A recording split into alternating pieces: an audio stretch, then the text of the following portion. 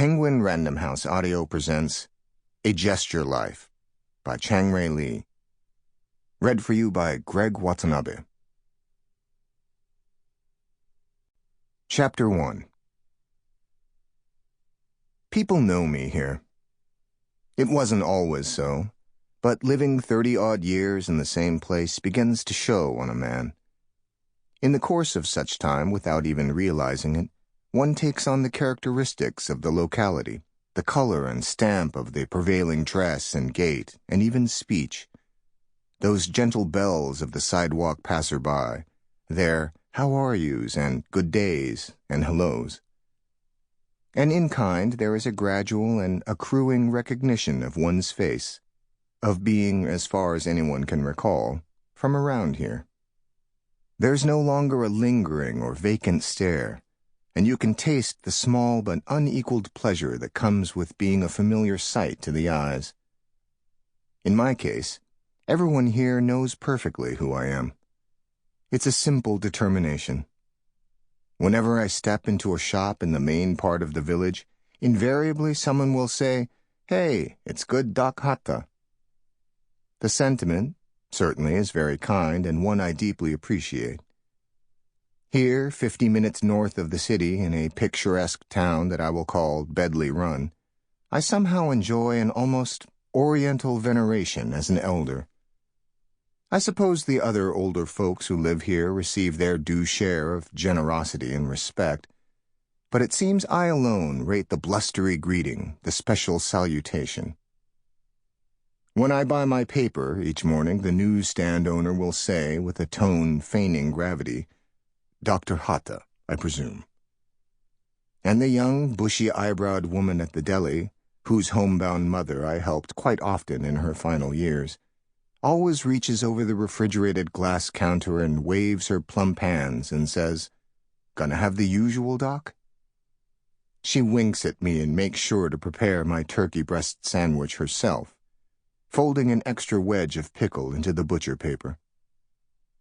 I realize that it's not just that I'm a friendly and outgoing Silverhair, and that I genuinely enjoy meeting people, but also because I've lived here as long as any, and my name, after all, is Japanese, a fact that seems both odd and delightful to people, as well as somehow town-affirming.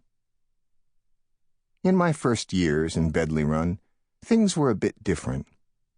Even the town had another name, Bedleyville, this my attribution, which was changed sometime in the early 1970s because the town board decided it wasn't affluent sounding enough. The town, in fact, wasn't affluent at the time, being just a shabby tan brick train station and the few stores that served it, some older village homes, several new housing developments, and the surrounding dairy cow pastures and wooded meadows, nothing fancy at all, which was how I was able to afford to move here and open a business. There were perhaps a few thousand residents, mostly shopkeepers and service people, and the small bedroom community who were their patronage. I'd read about the town in the paper, a brief slice-of-life article with a picture of a meadow that had been completely cleared for new suburban-style homes, just white stakes in the frozen ground to mark where the streets would be. It looked sterile and desolate, like fresh blast ground, not in the least hopeful, and yet I felt strangely drawn to the town, in part because of the peaceful pace of life that the article noted, the simple tranquility of the older village section that made me think of the small city where I lived my youth, on the southwestern coast of Japan.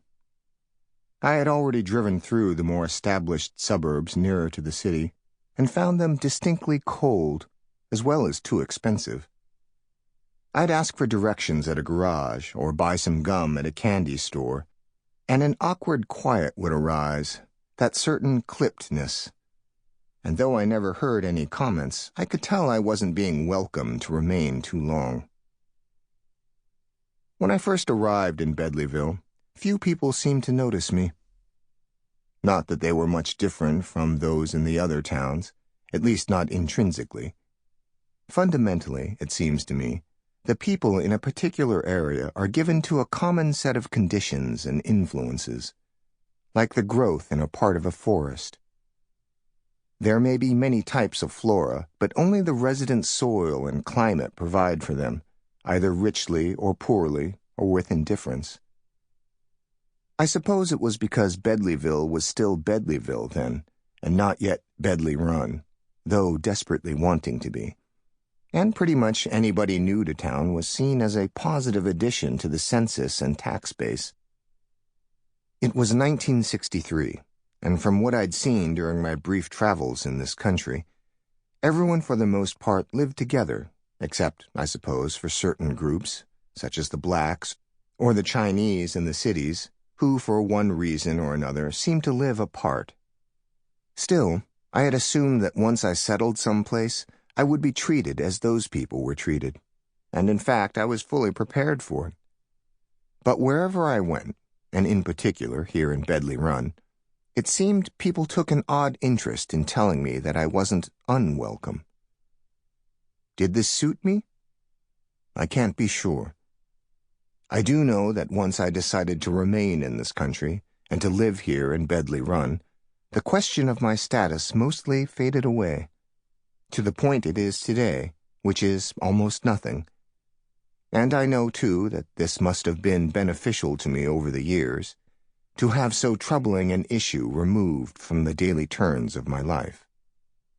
I did have a few small difficulties from time to time, but it was always just the play of mischievous boys who enjoyed making faces at me in the shop window or chalking statements out front on the sidewalk, even going so far as to slather axle grease on the dumpster handles.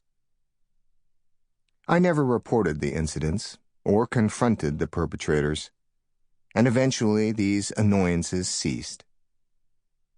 Later on, after the boys had grown up into men, some of the ones who settled in town would come into the store to buy a bed tray or a walker, or perhaps an ice bag for a feverish child, and they would speak to me as if they had never done the things I knew they had done. They would just make affable small talk and docilely ask my advice as they might from any doctor, their eyes wavering and expectant. I should mention now that I am not a physician of any kind, and that I only ran a medical and surgical supply store in town, though for many patrons it came to be regarded as an informal drop-in clinic, the kind of place where people could freely ask questions of someone who was experienced and knowledgeable as well as open and friendly, a demeanor that quite a few doctors, unfortunately, no longer feature these days. I say all this not to boast or self-congratulate, but to remind myself that, though I was ever willing to help, it was the generous attitude of the customers that drew me out and gave me confidence, and that every decent and good thing that has come to me while I have lived here is due to some corollary of that welcoming, which I have never lost sight of. I know there are those who would say I've too keenly sought approval and consensus, and if over the years I've erred on the side of being grateful, well, so be it. I think one person could hardly understand why another has conducted his life in such a way, how he came to commit certain actions and not others, whether he looks upon the past with mostly pleasure or equanimity or regret.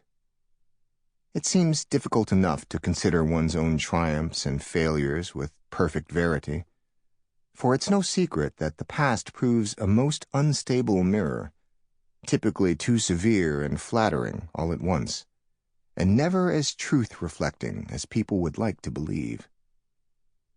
Indeed, I have long felt that I ought to place my energies toward the reckoning of what stands in the here and now, especially given my ever-dwindling years, and so this is what I shall do. My old store, Sunny Medical Supply, is now run by a youngish New York City couple who 3 years ago purchased it with all the stock and inventory and the 2 one-bedroom apartments above. They haven't changed anything, really. A few weeks ago, I noticed that the gold leaf lettering I ordered when the town required all the village shops to put up the same rustic style of sign is now quite Sample complete. Ready to continue?